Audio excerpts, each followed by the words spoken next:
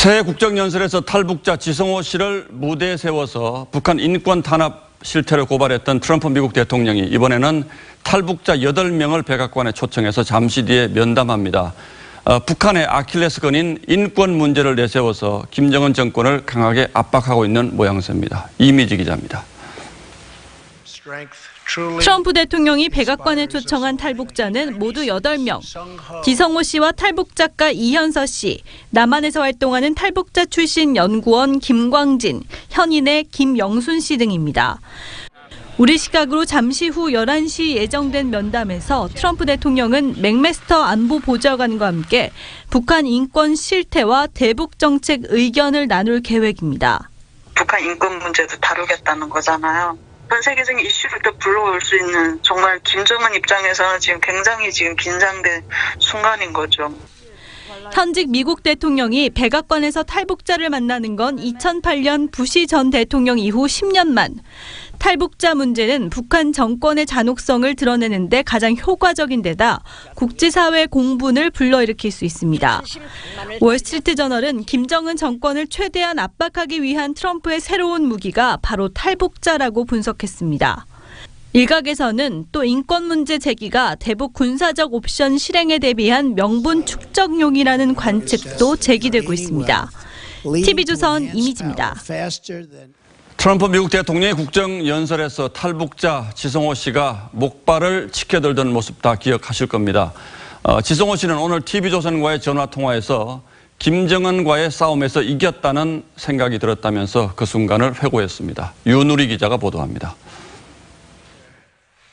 북한에서 한 손과 한 발을 잃은 탈북자 지성호 씨에게 미국 의회에서 목발을 흔드는 순간은 무엇보다 통쾌한 순간이었습니다. 인권 탄압을 숨기지 못한다고 김정은에게 보여준 무언의 웅변이었습니다. 심지어는 너 같은 X는 죽어야 된다고 그렇게 이야기하고 했었는데 결국 나는 그 땅에서 빠져나왔고 나는 김정은과 싸움에서 승리했다.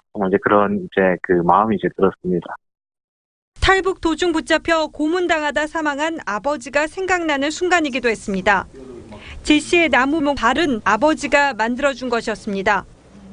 목발을 짚고 집을 나설 때는 그것이 마지막 볼 수 있는 기회라고는 생각 못했었는데 하늘에 보고 계시면서 아마 기뻐하실 것 같아요. 지 씨는 자신이 미국 의회에 섰다는 자체가 북한에 영향을 줄 것이라고 말했습니다. 성호하고 부를 때 정말 친근감 있게 불러주실 때 그때 좀 더 감동스러웠던 것 같아요. 지 씨는 북한에 억류됐다 숨진 오토 원비어의 부모에게서 북한 인권에 더 헌신해달라며 넥타이를 선물받았습니다. 마음이 벅차기도 하고 그렇습니다. 또 조금 이제 잘 믿겨지지 않기도 하고요.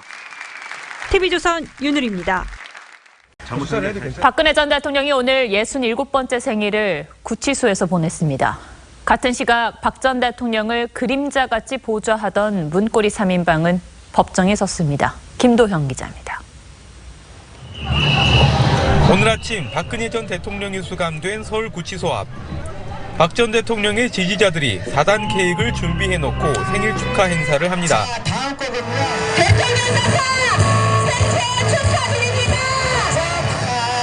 함께 노래까지 부릅니다. 생일 축하합니다. 하지만 정작 박 전 대통령은 외부인의 접견을 차단하고 혼자 쓸쓸한 생일을 맞았습니다. 유일한 접견자였던 유영하 변호사도 지난 1월 중순 이후로는 찾아오지 않은 것으로 알려졌습니다.